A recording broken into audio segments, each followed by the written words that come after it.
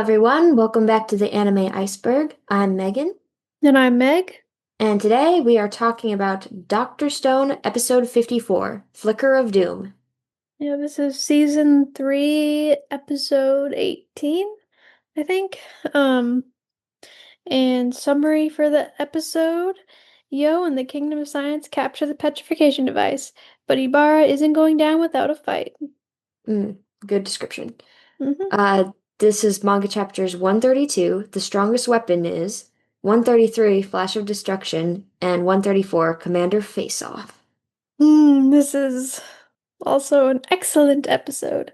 This is the good Uh, stuff. yeah, it is. There was one moment after like the big thing happened where I was like, okay, it'd actually be so awesome if the episode ended right here. Yeah, yeah. Like, I mean, I'm glad it um, didn't, but yeah, like watching it a second time. I think the first time would have been like, no. no, we have to wait a week. No, But no, but that's where the manga volume ended. So mm, I was surprised that they went to like the next chapter of the next volume, but sometimes they don't always line up perfectly. yeah, all right, let's get into it. Moz and Hyoga are still fighting on the ship. And as we know, Yo just caught the device and he's being himself and he's like, "Oh, everybody's gonna worship me and this is gonna be so awesome. I'm gonna get the girl and all the things." And then he's like, "It'd be even better if I could use a device to turn Maz and Hyoga to stone." But he doesn't know how to use it.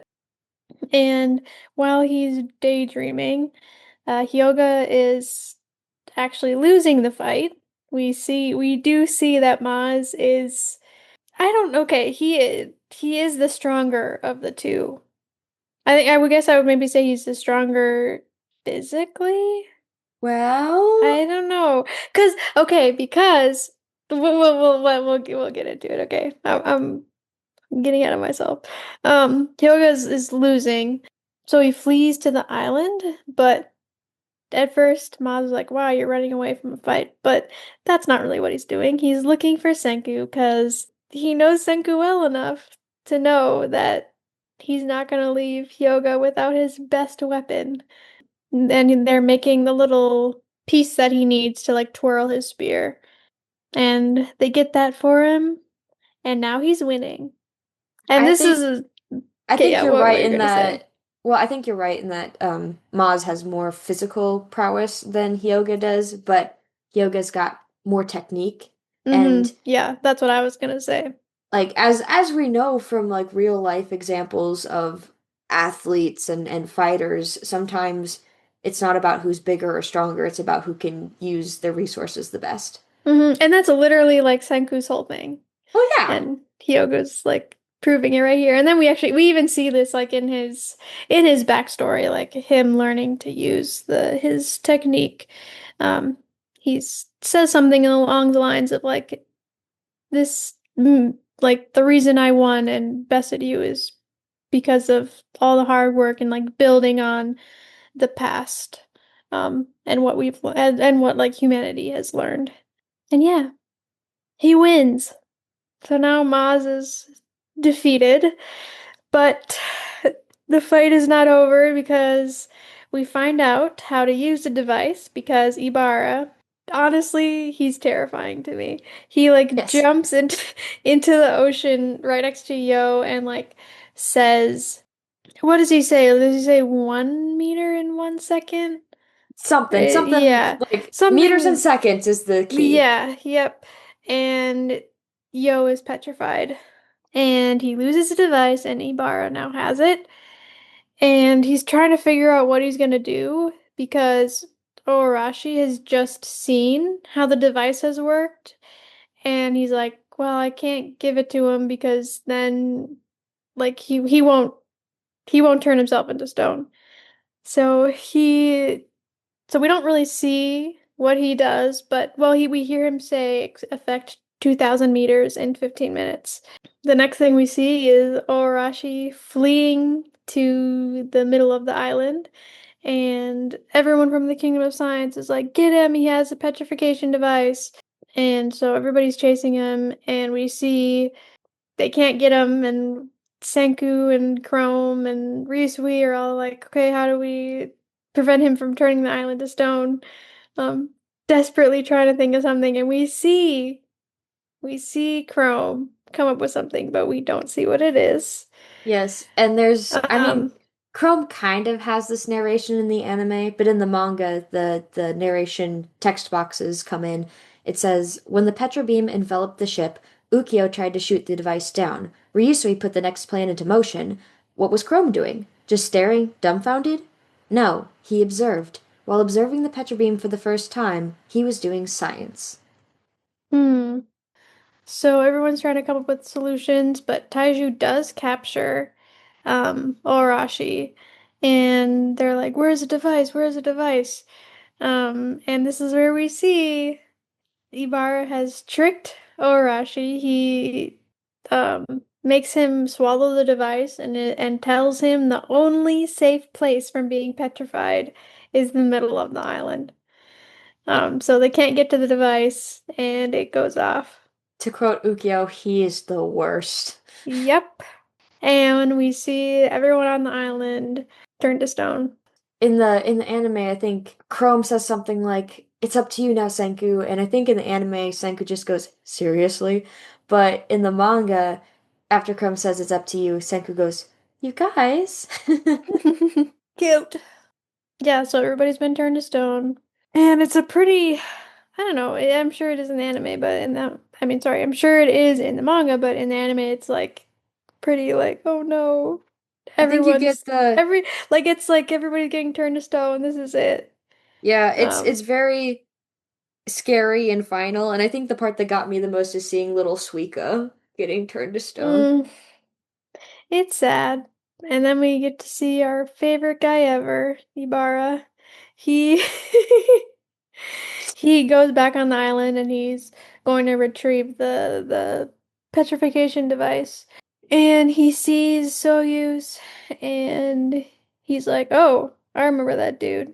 He's the he doesn't say it like that, but he's the prince." And we see the explanation for why Soyuz can remember everything. It's because on the island they're also passing down the 100 tails. So the chief is like would specifically marry a woman that had a good memory. Hmm. And so their kids had good memories. Forgive me for making this comparison, but I was trying to think of who Ibara reminds me of. Basically every, like comical villain from cartoons who's like larger than life, you know? But the one that came to mind, maybe it's just because how he looks, but what's his name? Goob from Meet the Robinsons? Except Goob he is not really Goob is bad not though. really bad. Ibara's actually competent at being a villain. Goob is just sort of like a, "Mwah, I want to be a villain." Yeah, He's yeah, like he does a have it. Dr. Honestly, Doofenshmirtz, you his know? actually, you know who reminds me of? Jafar What? from Oh, yeah, Aladdin. the goatee thing. Yep. That does And that it. guy's truly evil. Yeah. Yeah, but Goob also is the look for sure Yeah. is fair. Prepare to be amazed. Yep. Yep. And Senku looks like Lewis. So, Yeah. I Yeah, it mean, works. yeah. Mm. Hmm. In another life. Um, Ibara sees footprints going away from Orochi, and like basically they could only have been made after the island had been turned to stone. And then he hears something and he finds the lab and we hear Senku say affect however many meters in however many seconds. And then we see him and he's alive. Yep.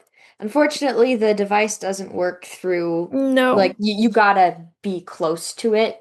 It wouldn't work through, like, the phone was like 5 meters away, Mm-hmm. so. Yeah. But yeah, I like how Senku's like, "Man, did Ukyo get it wrong? No, you must have to get up close." Like, not doubting Mm-hmm. Ukyo at all. Yeah.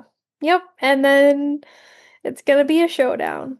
And Yeah. that's where the episode ends. Mm-hmm. And we finished volume 15 of the manga. Now we're on volume 16. So let me see if I can read the author artist notes. Inagaki says, most manga is in black and white, and I don't believe that's a flaw of the medium. One of the manga's key aspects is how information is abbreviated, exaggerated, and managed. That said, while black and white is all well and good, there are times when I wish I could show you all something in color. And then he's got a picture above, and they are samples of something that will be coming in volume 17. Please pick up the next book to find out what these are. Um, I'm not going to say too much about what they are because I know what it's referencing, and Hmm. it's not a spoiler, but it's a fun thing Oh, is that it the it's the drinks. Oh, oh, oh, volume 17. Oh, you're Yeah. talking about really? They're already talking about that? Whoa, that's wow. I didn't think like it We doesn't seem gotta like we're make that close. when we get to that, the listeners will have no clue what we're talking about if they truly are following along with us spoiler free. But when we get to the drinks, we will have to make our own. I know which one you want to make, but I'm going to concoct one for somebody who didn't get one who I think should have. We all But know who that is. yeah, right. Okay. Well, actually you'd have two Two between two options. people. I can Yeah. make two. The other one didn't get one either. I can make two. Really? Sorry. Yeah, he didn't. Okay. So For sorry, some listeners, reason you I got thought he no did. clue. You got no clue what's happening here, but we'll get Oh, there. I'm sure they've watched it. How I'm could you sure. not? But Yeah. Anyway, Voichi says, as the artist behind Dr. Stone, my original goal was to draw a fascinating science-based story while sticking to the core principles of manga creation. However, I recently realized that in an era of human crises, when we must believe in the power of science and human intellect, Dr. Stone is an allegory about people saving humanity. Senku never submits despite facing countless desperate situations. He's a character who keeps hoping and smiling, staying true to himself while striving to use science and reason to protect humanity. Dr. Stone feels like the only series that keeps the whole world in mind. Therefore, I'm grateful to Inagaki sensei for entrusting me with this series. I'll continue to work hard to portray the noble human spirit embodied by the story.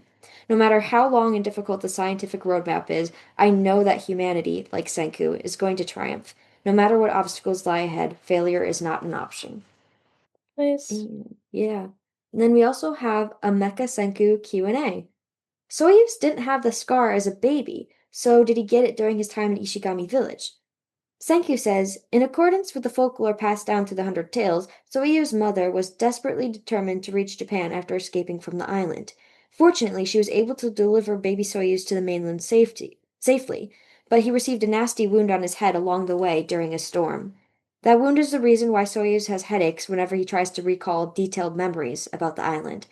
And Soyuz says, it's also why I'm bald. Probably.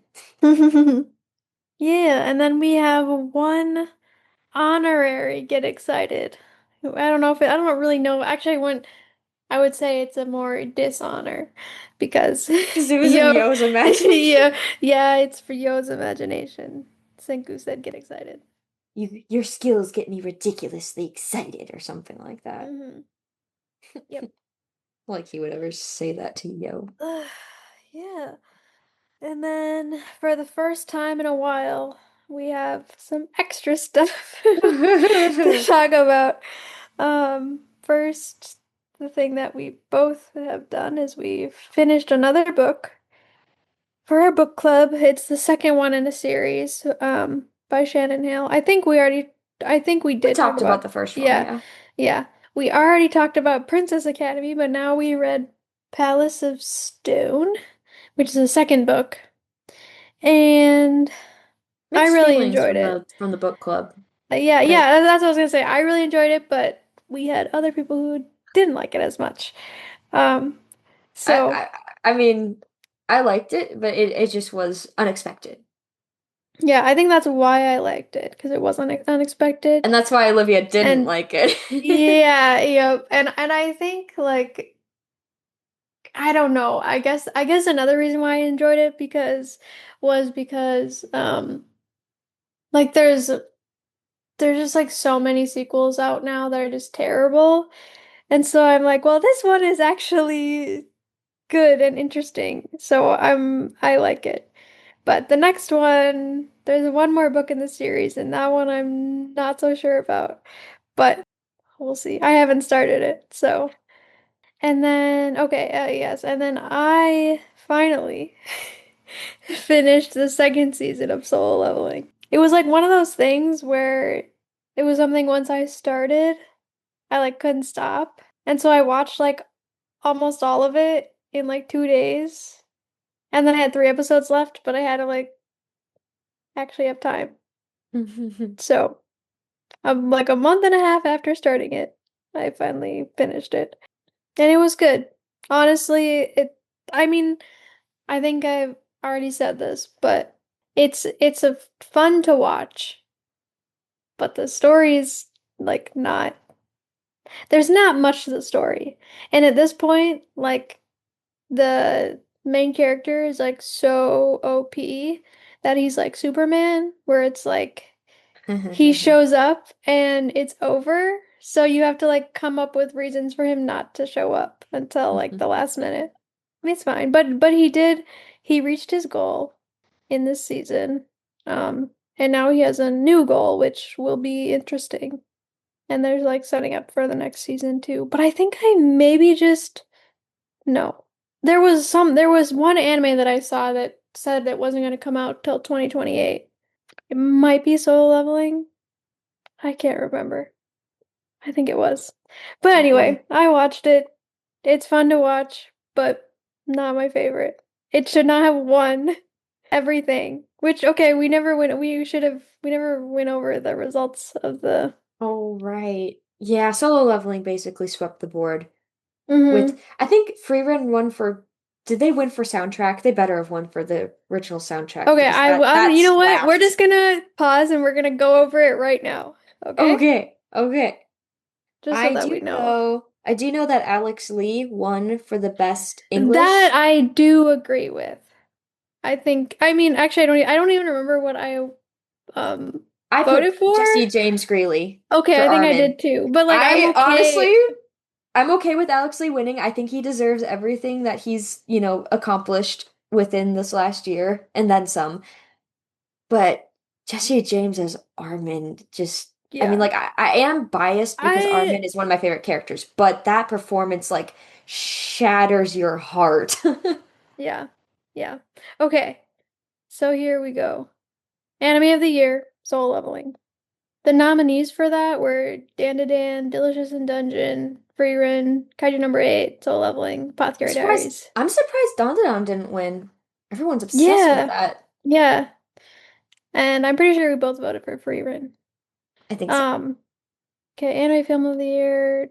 Look Back was the one that won. Oh, I haven't seen it yet. I want to. Yeah, but we both voted for Haikyuu, and that was. Yeah. I don't remember voting for this, but Global Impact Award. That must have been a Oh, no, no, special. I think that was the new award that was okay, created just for Attack on Titan. okay, and yeah, and then talking up. You just spoiled it. Sorry. And then Best Continuing Anime Series, Demon Slayer, the Okay. Hashira Training Arc one.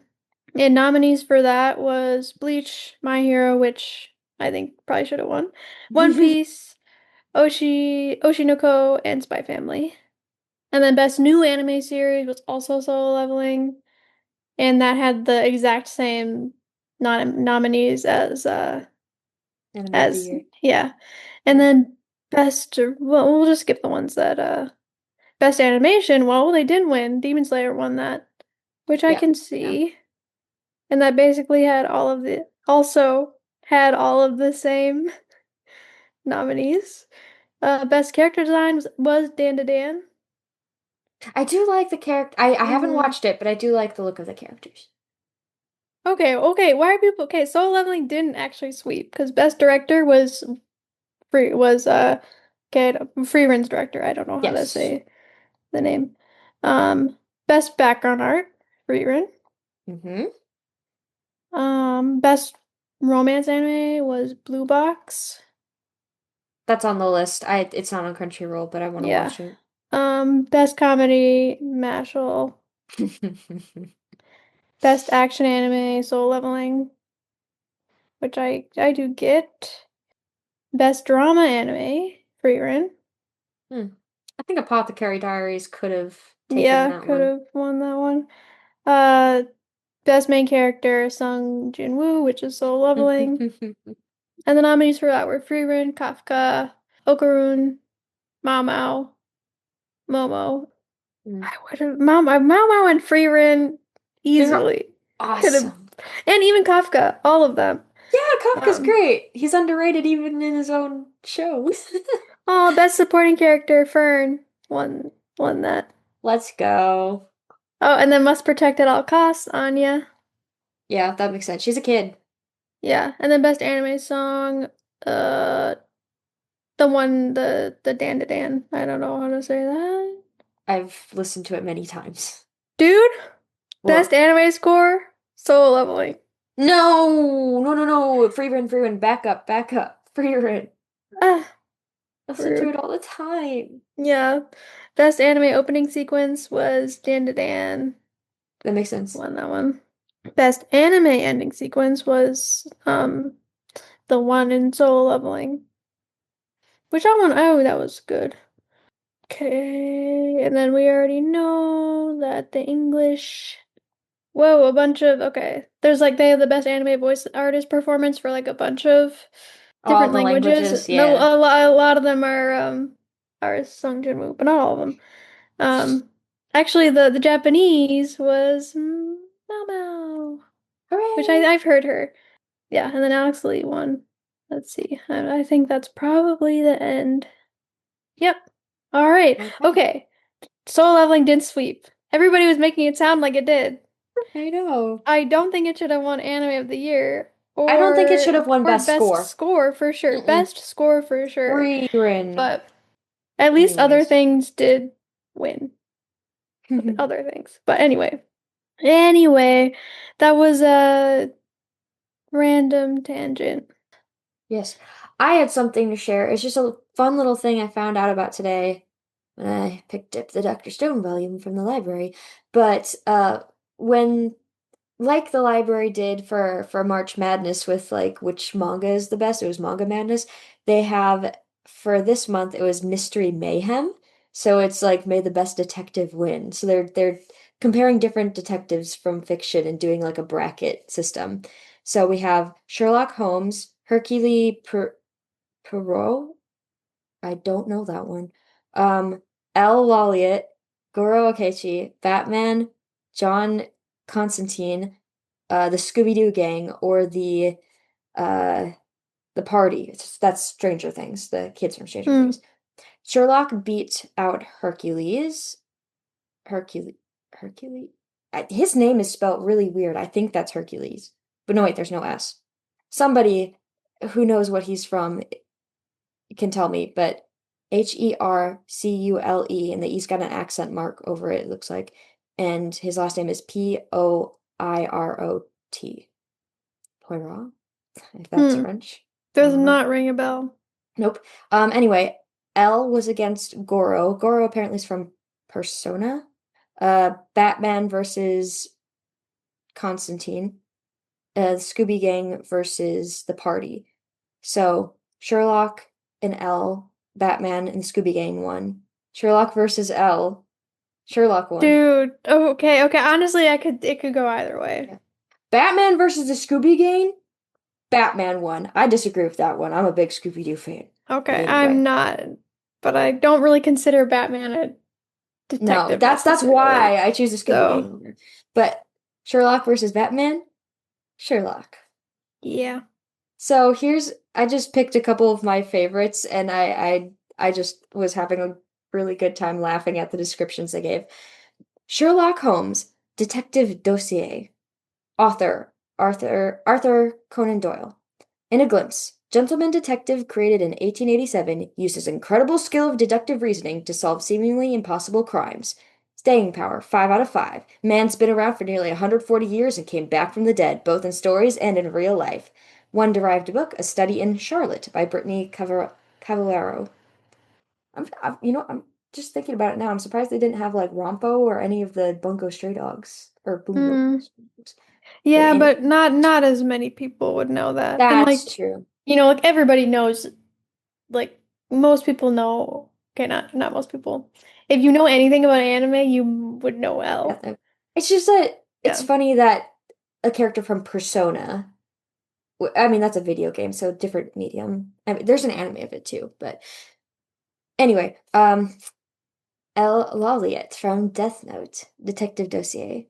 Creators Sugumi Oba and Takeshi Obata. In a glimpse, reclusive yet accomplished young adult detective from manga and anime Death Note with a love of sweets takes on the mysterious serial killer Kira, who he theorizes is killing people by supernatural means. Staying power 4 out of 5. The first volume of Death Note was published in Japan in 2004 and was published and localized in English in 2005. Since then, there's been an anime adaptation, an Among Us-like mobile game, a live-action film, and even a musical that premiered in Japan but got an English-voiced concept album in the United States. We have listened to it. It's got Jeremy Jordan in it. Chef's kiss.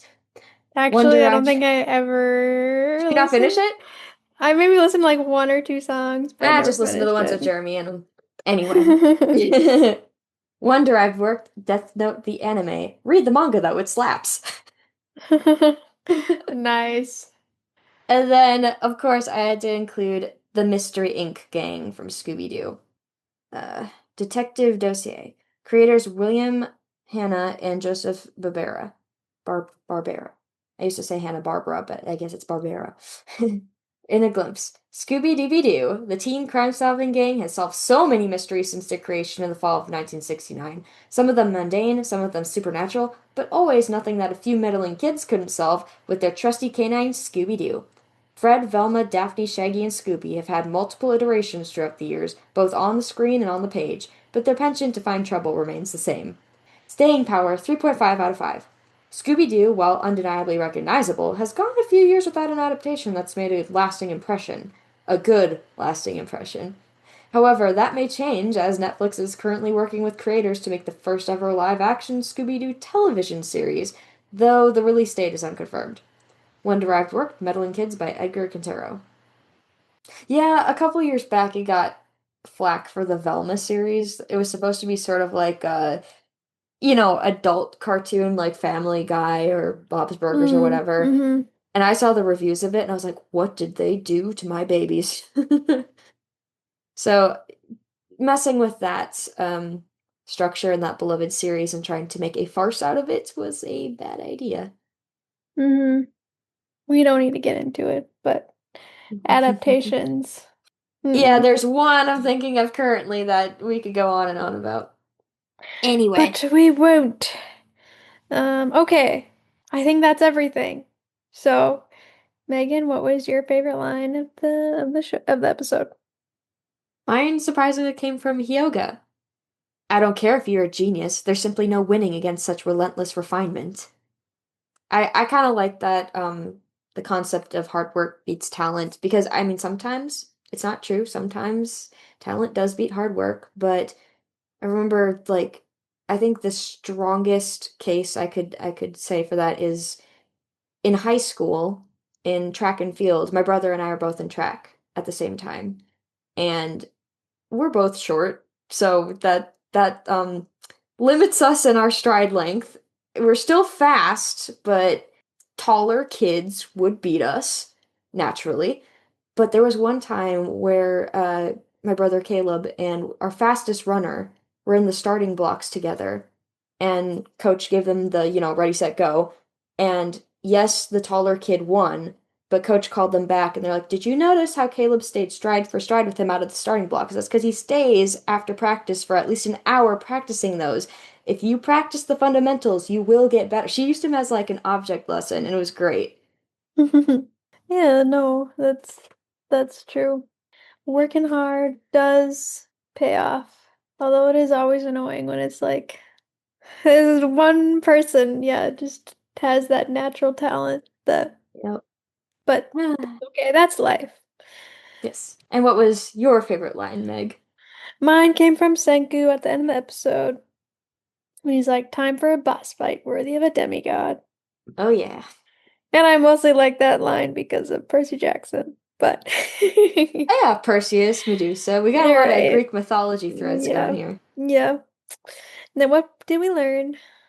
As I just said, hard work beats talent. And who pushed the story forward? Ukyo for hearing how the petrification device works and warning everyone. Mm-hmm.